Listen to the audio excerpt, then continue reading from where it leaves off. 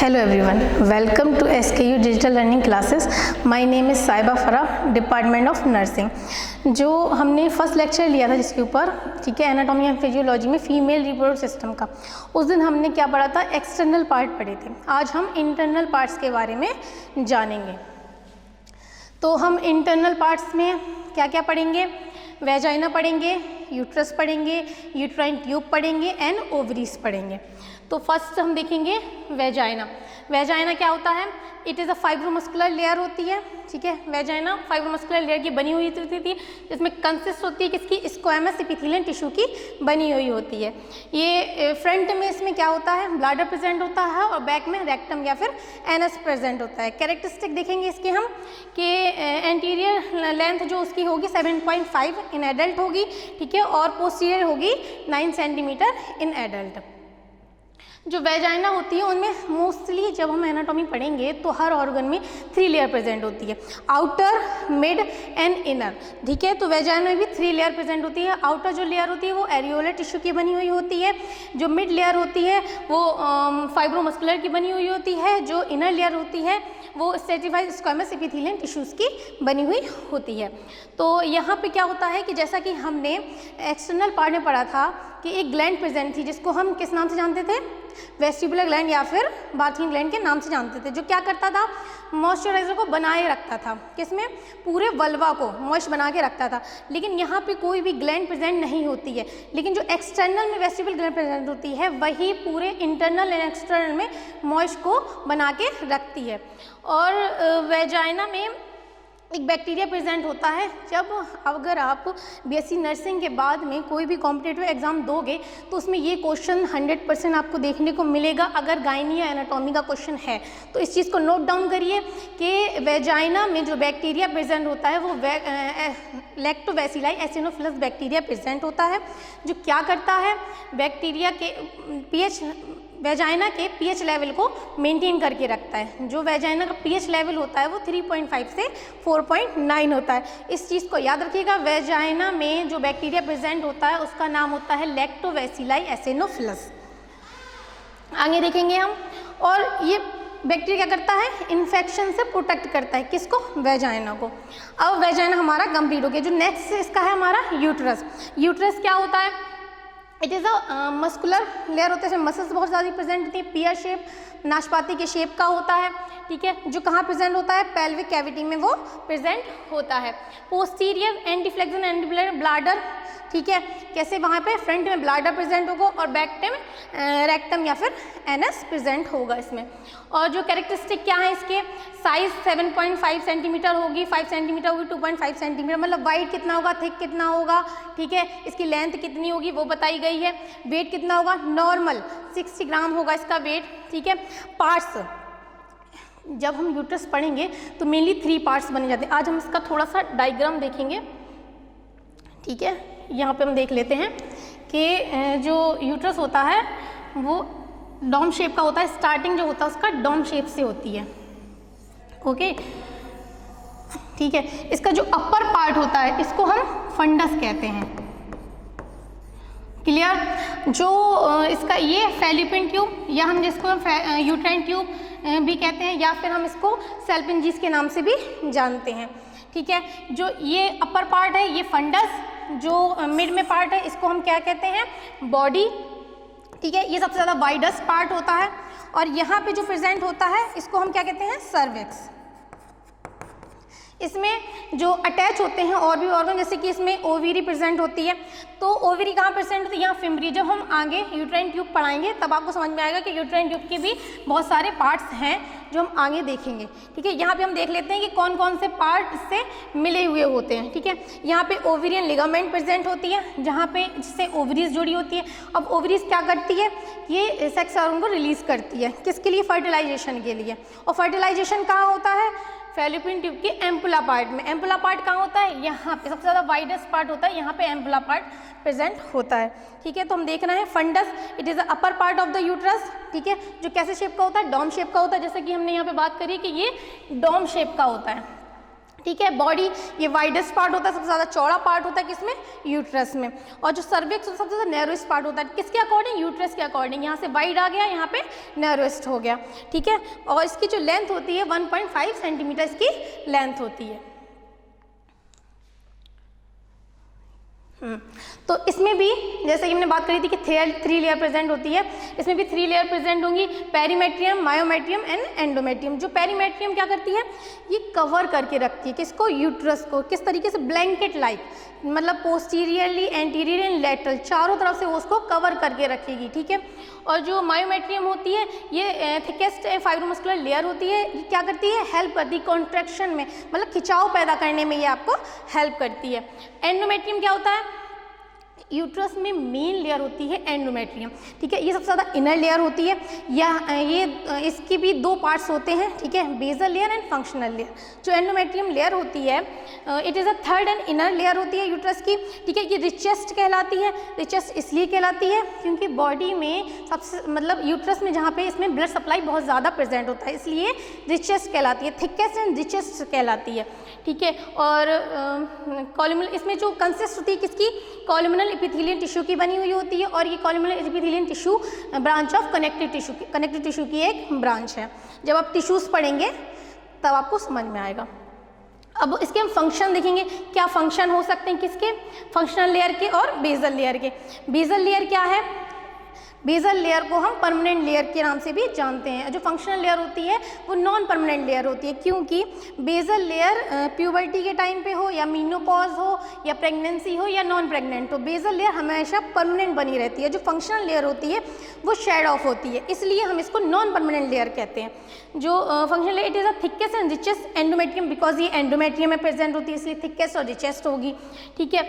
और यहाँ पे फर्स्ट हाफ में, जो साइकिल के फर्स्ट हाफ में ये क्या होती है, शेड ऑफ होती है। अगर कोई लेडी कंसीव कर रही है, ठीक है, तो फिर ये लेयर क्या होगी, परमानेंट हो जाएगी। बिकॉज जब मेंसेस स्टार्ट होती हैं तो इसका रिस्पॉन्स कौन करता है, जो एंडोमेट्रियम लेयर होती है।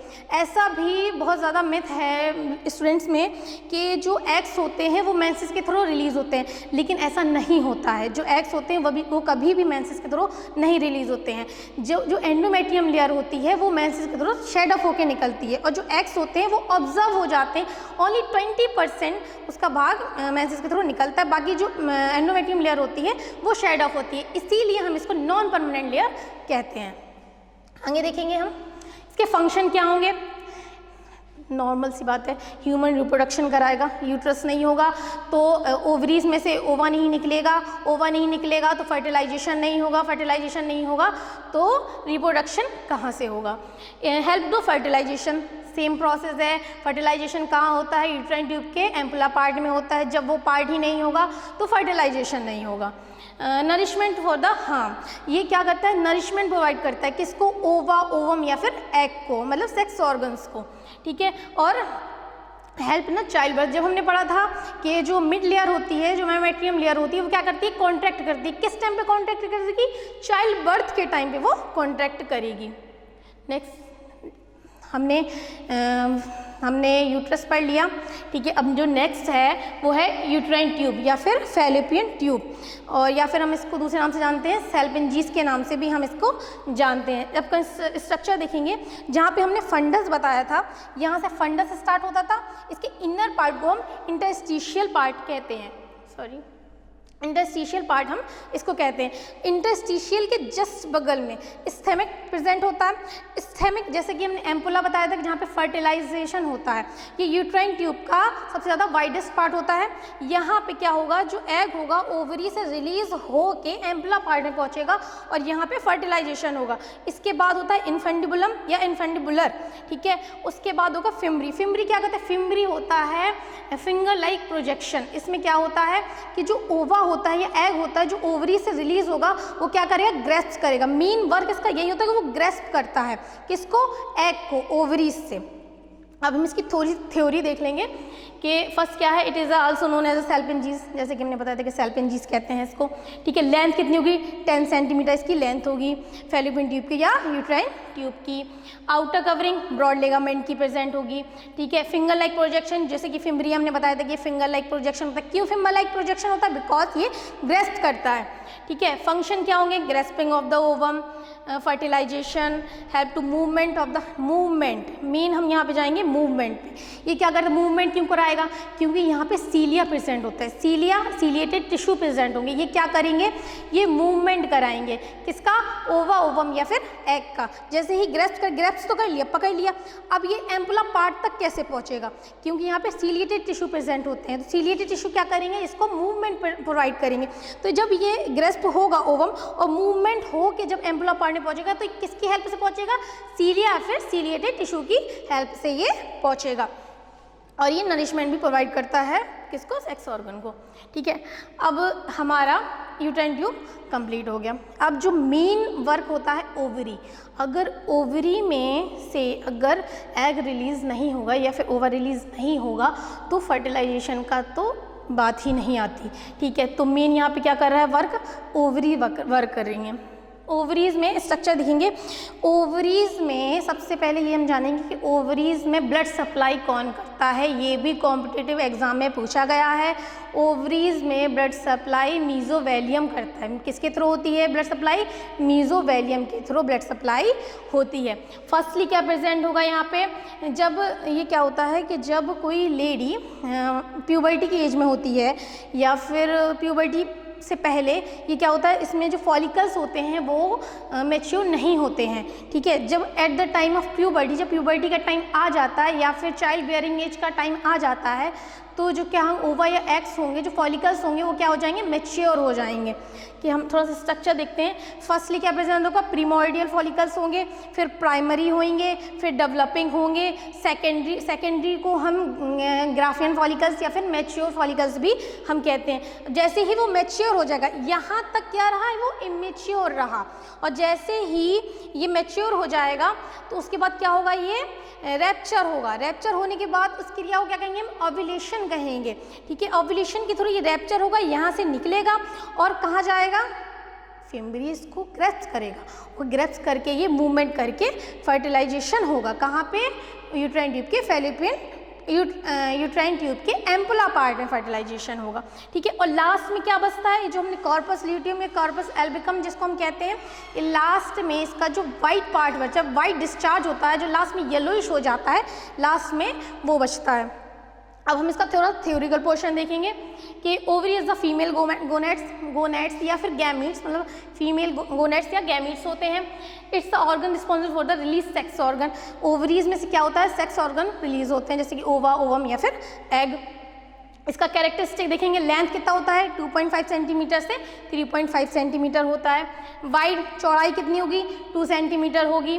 थिकेस्ट, ठीक है, थिक कितना होगा, 1 सेंटीमीटर होगा। लोकेशन देखेंगे हम कहाँ होता है, जैसा कि हमने बात करी थी यूट्राइन ट्यूब के जस्ट बिलो में होता है, जहाँ पे ओवेरियन लिगामेंट प्रेजेंट होती है। ओवेरियन लिगामेंट से ये अटैच होता है क्या, ओवरीज।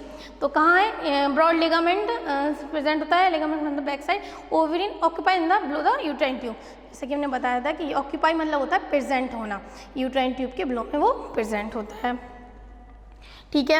अब ब्लड सप्लाई, मीजोवेलियम, ये भी हम बात कर चुके हैं कि जो ओवरीज में ब्लड सप्लाई कौन करता है, मीजोवेलियम कर रहे हैं, नोट डाउन करिएगा मीजोवेलियम, ठीक है। अब जो मेड्यूला और कॉर्टेक्स आउटर लेयर मेडुला उसके इनर प्रेजेंट होती है। मेड्यूला क्या है, there are fibrous tissue blood vessels and nerve area present, ये चीज़ें इसमें क्या होती हैं, प्रेजेंट होती हैं किसमें, मेड्यूला में। कॉर्टेक्स क्या होता है, ये आउटर लेयर होता है जो कवर करता है किसको, मेड्यूला को। It is a cortex part germinal epithelial tissue and stoma tissue present होता है किसमें, कॉर्टेक्स में। ओवेरियन फॉलिकल, जैसे ओवेरियन जो फॉलिकल्स होती है वो इमेच्योर होती हैं at the time of birth. और चाइल्ड बेयरिंग एज को भी हम प्यूबर्टी की एज ही कहते हैं, ठीक है। फर्स्ट बताया था हमने, जब फर्स्ट हमने लेक्चर लिया था उसमें भी बताया था कि प्यूबर्टी की एज, अगर आपको कोई भी कॉम्पिटिटिव एग्जाम में आएगा तो हमेशा आप 12th पे टिक लगाओगे। कोई प्यूबर्टी की एज हमेशा 12 करेक्ट मानी जाती है, ठीक है। At the time of puberty Graafian follicles, यहाँ पे जो ग्राफियन फॉलिकल्स हो रहा है इस पर कंफ्यूज नहीं होना है, इसी को हम मैच्योर कहते हैं, इसी को हम सेकेंडरी कहते हैं, ठीक है। रैप्चर होगा, रिलीज होगा, that is called the ovulation. हमने बताया था कि 14 days half menstrual cycle 14 days में जब रैप्चर होता है तो उस क्रिया को हम ओव्यूलेशन कहते हैं।